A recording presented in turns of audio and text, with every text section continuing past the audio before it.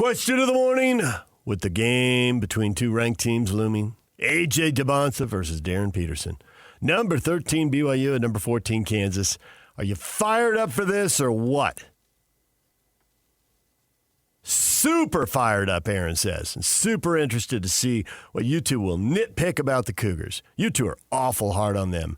Winking emoji. Well, much is given, much is expected. You darn well better believe I'm hard on them.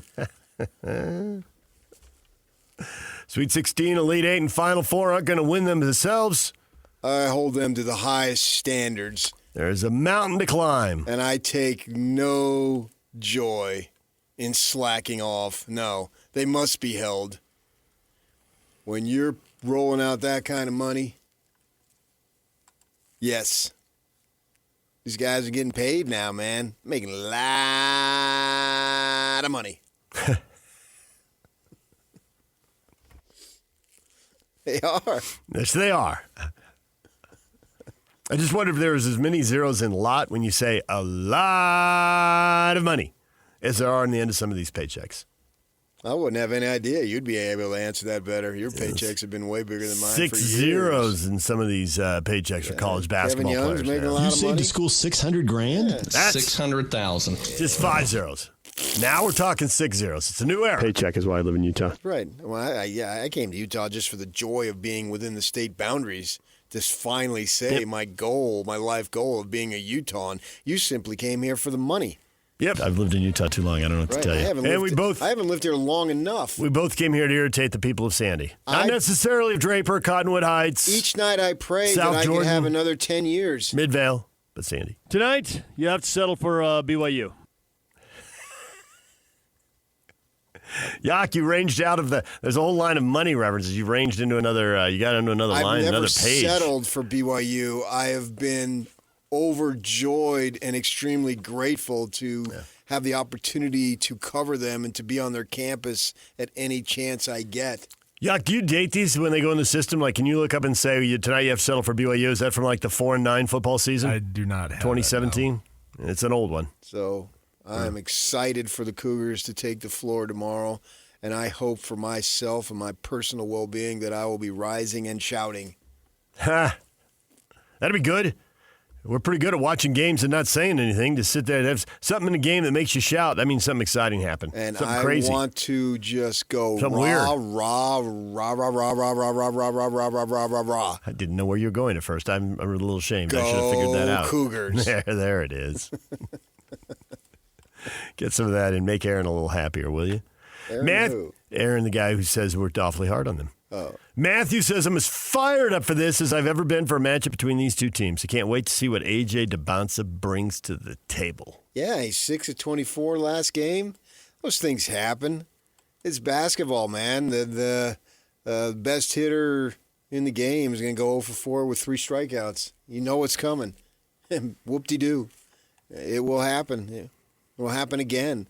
But now what do you do to bounce back? And this is I haven't mapped out or doped out the college basketball schedule. It's not like football where every Saturday is huge because there's obviously way more games. They play midweek. But this has got to be a premier game that they'll be talking about. College basketball people, Inside College Hoop or whatever those shows are called, right? Just like it was Monday night. Well, Monday night was a great opportunity to be on display. And for Dybantsa individually, it didn't go like he wanted. All right, fine. As I say, it's going to happen. Now, what do you do to bounce back, right? And there's always a tomorrow. Especially when you're these kids' age, man, you don't even the concept of one day it'll be done is not real. It isn't. It's always going to be like this. Right. No, it's not. Yeah, but that is so far away. You could argue this is the game of the day. It's the only game matching ranked teams. I mean, there are other attractive games. Kentucky's individuals. The game right after this on ESPN is Kentucky at Arkansas. So that's Calipari versus his old team. And Arkansas is ranked right now. Kentucky isn't, but they're only a game behind them in the SEC. They're a story. Fine. Yeah. And every game for Kentucky is life or death. Pope. I feel bad for the guy in a sense. If the only way you can do it is to win it all. Everything else, you suck. That's where the bar is. But, he played there, and he knew exactly what he was getting into. So, and it was his dream job and all that. Wish him success. But for here, have these top 2 kids, and now it's been this way for a bit. Kids coming into the college game, the extreme top of the elite level get so much hype. Yeah, especially about these kids. Yeah. Dybantsa, it was over a year ago now that he was doing his thing on ESPN announcing his decision, and BYU's off the grid. If he chooses Kansas, Carolina, Kentucky, okay, great. But BYU, so that added extra attention, and he's a kid who's willing to take the path less traveled, right? And so with that in mind, I think you got to, I guess if you're a Ute fan, you want him to fail, Utah State, whatever. I understand all that, but and I know it's the money. I get it. He's going to get the money, but he's going to get the money anywhere. He still took the path less traveled, and so that's a story unto itself. And now you're on TV here playing against a kid who people think is better than you. That ought to fire you up a little bit. And you have had 2 chances on against a ranked team, and you're 0 for 2 there. You can bludgeon Utah all you want, but the Utes are not at that level right now. And so it's nice to do that and score 43 points, and it's a great day, blah, blah, blah. But Utah is not your barometer. It's not your measuring stick. And so what are you going to do now?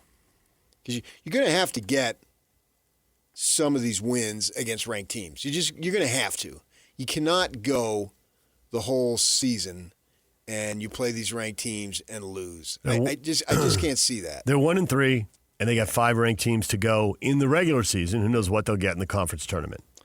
Right. They'll probably get at least 1, if not 2. And you want, as we roll into Selection Sunday, you want Clemson. It's a very good win. Neutral floor, though. You want Clemson to be 4th, 5th best win?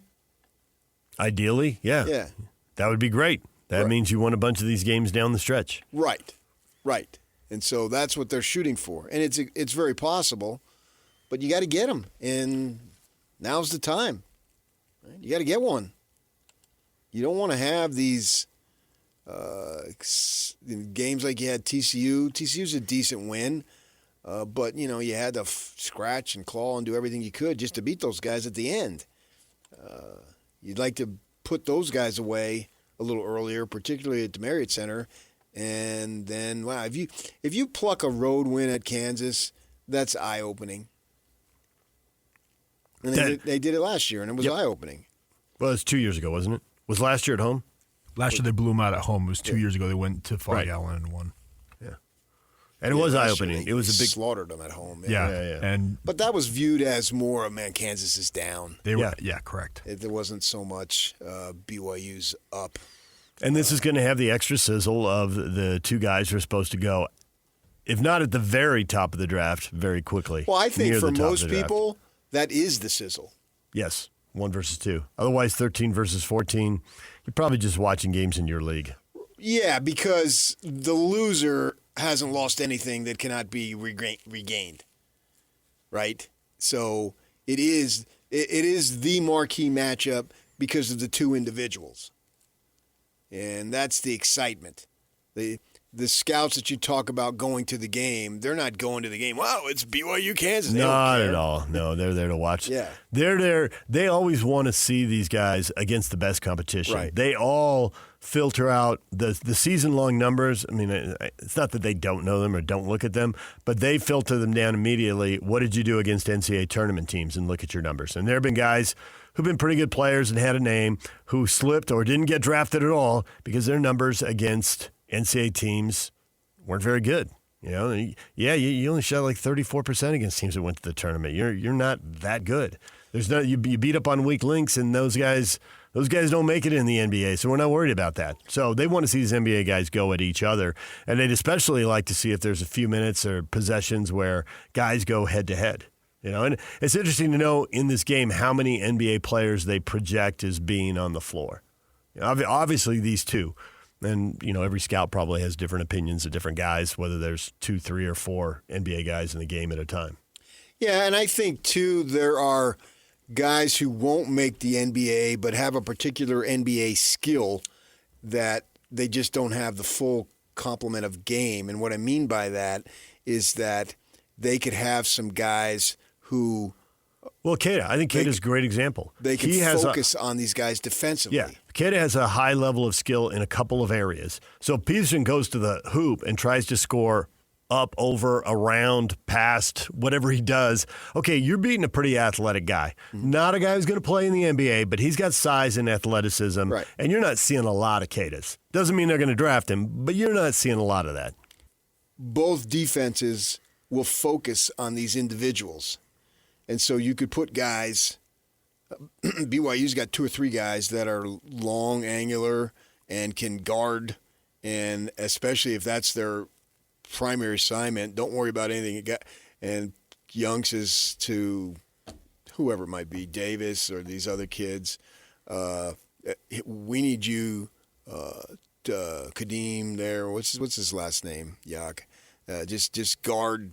Just ball out defensively. Hadim Boop. Yeah. Just give me everything you got on this kid, right? And so for that particular game, he can have a skill like that. And how are you going to handle it? And then they get to see in person. It's always better to. I've talked to so many scouts when I was a beat writer because I'd see them in the exercise room before the games, and we'd talk, and then you see them in the media room, and they're looking for human interaction, right? Because they're on the road and they want to talk. And it's just a slew of them that I used to talk to, and they got familiar with my face because they see you, and they tell you about, you can get there in person, seeing in person. And I've talked to college football scouts who review tape endlessly, but they want to see them. They want to be there as much as possible because seeing in person is much better than seeing on film and seeing how you react when things don't go your way. That's it. The number of people in those situations who'll tell you, I want to see how the coach interacts with the kid when he goes back to the bench, and there's no guarantee they're going to put that on TV. Right. And you can see a coach yelling, right? And they'll cut to coach yelling at the court, but you can't see how the kid on the court is receiving it, whether he's making eye contact and absorbing the info, whether he's turning and looking away disgusted, right. Whether he's clowning around with somebody, some fan, because he's immature and distracted, and you don't see all that. And when you go to the bench, how do you interact with the teammates? Do you blow them off? Do the guys treat you like you're one of the guys? Because you are one of the guys and you don't carry yourself differently and, you don't appear arrogant and all that. You sit at the end of the bench by yourself. And how do you treat trainers and assistant coaches? That doesn't show up on TV. And it doesn't show up on game film. I talked to a coach once at baseball. Yeah. And he told me he was there to see a singular player. Mm-hmm. And after the second at-bat, the body language and everything, he left. Oh, yeah. Didn't even stay the rest of the game. He left. Yeah. He said, I've seen enough. I don't want that kid on my team. And they want to know all that. Yeah. Yeah. You snap at a third base coach or the third assistant coach going down the bench because he tries to draw something up for you and you don't make eye contact or whatever. Not interested. And oddly, a lot of NBA people won't go to the Final Four because they sit you so far away. You can't see that stuff. No. And so they're literally, I'm like, these are the biggest games. And they're like, yeah, so. There's no point in going to them if I can't see the stuff I need to see. I go, what I'm going to see from the upper deck, I can just see on TV, so I'll see it on TV. Right. But they'll go to the first 2 rounds because they can get close enough to see that stuff. And I think, too, the Cougars being brand new together mostly this year, they need to show themselves we can do this. Yeah. Don't you think most teams at this point need to think that as they get into February? Sure, with all these transfers and all, Yeah. But I'm not focused on most teams. Right. I'm focused on the Cougars. Together, we can get over the hump. We can play a 40-minute game instead of going into halftime down. And it's good to know that you can come back. They've proven that. That's done with. They've proven that 4 or 5 times. But just prove that you can play consistently, start to finish, and have success. Yeah. They don't need a lot of those because it's hard to get, but this is another opportunity. This is what do they call it in golf with these tournaments that they're having now? They call them something that this is a select tournament. It means more than the others. You know what I'm talking about on the PGA Tour? Oh, the ones where they put the most money. Signature events. There you go. Yeah. This is a signature game. Yeah. They put the signature events together because they want the best players to go head-to-head more than 4 times in the majors. Yeah, So right. first they went to the World Championship. We want more events than that. Mm-hmm. So they've created these $20 million events. Right. And you put that kind of money out there, and that's going to bend players who are independent contractors to get to make their own schedule. It makes them show up. And that's what college basketball does when ranked teams play each other. It's a signature event, so the NBA scout's going to be there, and ESPN's going to put it on at 2:30. That's 4:30 in the East. Be a lot of people sitting down eating dinner between 4:30 and 6:30. Grab something to eat, watch a game. It'll be on. Yeah, if you're a college fan in general, or if you're an NBA fan. Yep. That's what's cool. If you're an NBA fan, you want to watch these guys. This game. Yeah. If you're an NBA fan, you should have heard of these 2 youngsters. Clearly. Maybe you don't get the time to watch them. Like Locke should know. At least be familiar with these. Certainly Dybantsa here. You can't miss. Yeah, it's in your face. But he should know, especially for a team who's sucking on purpose to get a draft pick. He probably didn't have a lot of time to watch the individual. That'll come after the season.